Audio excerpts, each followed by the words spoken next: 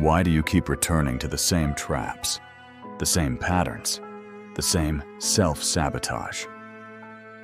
You tell yourself it's about pleasure, about feeling good. But deep down, you know that's a lie. Because if it were really about pleasure, why does it leave you so empty? Why does the momentary high always give way to something darker? Shame, disgust, a hollow ache that no amount of distraction can fill. What if I told you that your compulsions have nothing to do with what you're chasing, and everything to do with what you're running from?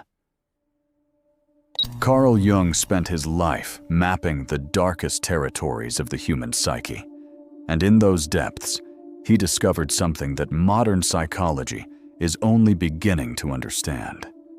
We don't become enslaved by our desires. We become enslaved by our shadows.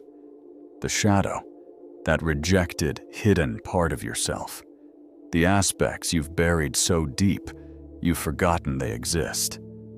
But forgetting doesn't mean they disappear. No, they grow stronger in the darkness. They become the invisible hands that guide your worst decisions. Think about it. Every time you reach for that quick fix, the screen, the substance, the escape, what are you really doing? You're not seeking pleasure. You're fleeing pain. Not physical pain, but something far more terrifying. The pain of meeting yourself, the real you, the one behind all the masks. Modern life has perfected the art of avoidance. We've built entire industries around helping people run from themselves. Endless streams of content. Instant gratification at your fingertips. 1,000 ways to numb the gnawing feeling that something fundamental is missing. But Jung knew what we've forgotten. What you resist persists. What you repress controls you. And what you refuse to face becomes your master. Let me tell you about a patient Jung once treated, a successful businessman, respected in his community. By day, he wore the mask of the achiever, the family man, the pillar of society. But by night, he was consumed by compulsions he couldn't understand or control. Behaviors that contradicted everything he claimed to value. He came to Jung desperate, believing something was wrong with him, that he was broken, weak. But Jung saw something else entirely. He saw a man at war with his own shadow. Until you make the unconscious conscious, Jung wrote, it will direct your life and you will call it fate. This man's addiction wasn't the problem. It was the symptom. The real issue was everything he'd rejected about himself. Every emotion deemed unacceptable. Every desire labeled shameful. Every aspect of his humanity he'd tried to surgically remove to fit into society's narrow definition of good. But here's what Jung understood that we've forgotten. You cannot amputate parts of your psyche. You can only drive them underground. And in that darkness, they don't die. They mutate. They become the very demons that haunt you. Think about your own patterns. That thing you keep doing despite knowing better. Despite the promises to yourself. Despite the mounting consequences. What if it's not weakness? What if it's your shadow's way of forcing you to acknowledge what you've been desperately trying to ignore? Every addiction tells a story, not the story you tell others. The real story, the one written in the language of compulsion and craving. The workaholic isn't addicted to success.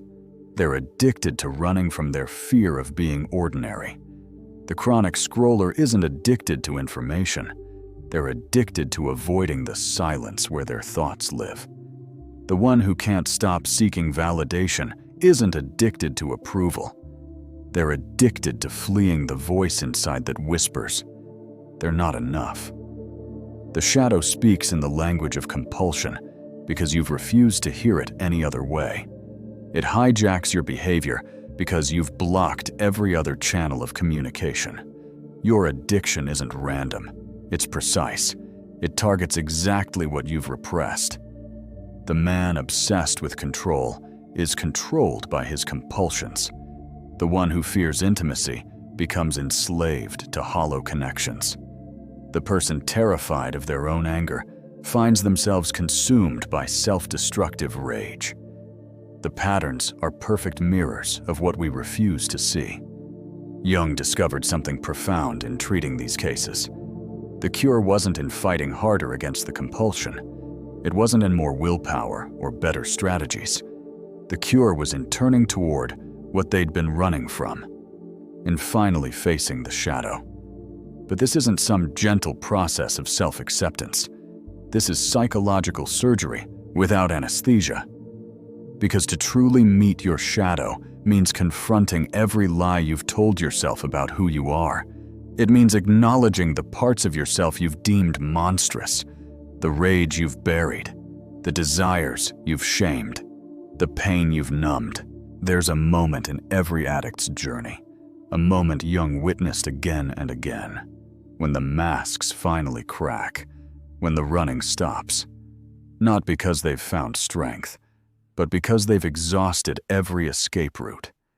In that moment of absolute defeat, something extraordinary happens. The shadow stops being the enemy and reveals itself as the teacher it always was. But here's what makes this so terrifying. The shadow doesn't just contain your darkness, it contains your light.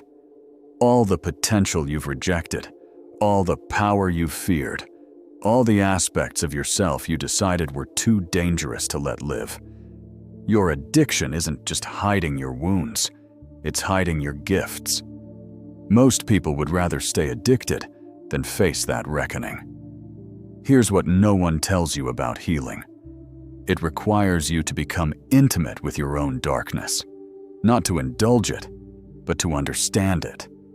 To listen to what it's been trying to tell you through all those destructive patterns. Your compulsions are not your enemy. They're misguided messengers. They're the shadow's desperate attempt to be heard. Every relapse, every moment of weakness, every time you swear, "never again," only to find yourself back in the same place. It's your psyche screaming for integration. Jung called this process individuation, becoming whole by accepting all aspects of yourself, not becoming perfect, becoming complete. There's a profound difference. The modern world sells you the fantasy of perfection, of optimization, of becoming a better version of yourself by cutting away everything deemed undesirable. But Jung knew this was psychological suicide. You cannot become whole by becoming less. You cannot find peace by declaring war on parts of yourself. The shadow isn't your enemy, it's your teacher. Your addictions aren't random afflictions. They're precise maps to your deepest wounds. Every compulsion points directly to what needs healing. But healing doesn't come from conquest. It comes from conversation. From finally sitting down with the parts of yourself you've been running from and asking, "What are you trying to tell me?" This is why willpower alone always fails. Why the cycles repeat. Why the shame deepens. Because you're trying to defeat something that's not separate from you. You're trying to amputate your own soul. Consider this. Every time you relapse, every time you break your promise to yourself, what follows? Shame, self-hatred, the voice that says you're weak, pathetic, broken beyond repair. But what if that voice isn't telling the truth? What if it's the shadow's way of keeping you trapped in the cycle? Because as long as you hate yourself for the compulsion, you never have to ask why it exists. As long as you're at war with yourself, you never have to make peace with what you've rejected. The shame isn't a byproduct of addiction. It's the fuel that keeps it burning. It's the shadow's insurance policy. Because a person drowning in shame will never have the clarity to see what's really happening. they'll never ask the questions that matter. What am I really hungry for? What emptiness am I trying to fill? What part of myself am I trying to kill with this behavior? The path forward isn't through more control, it's through courage. The courage to descend into your own depths, to meet the shadow not as an enemy to be vanquished, but as an exile to be welcomed home. Jung left us with a warning that echoes through time.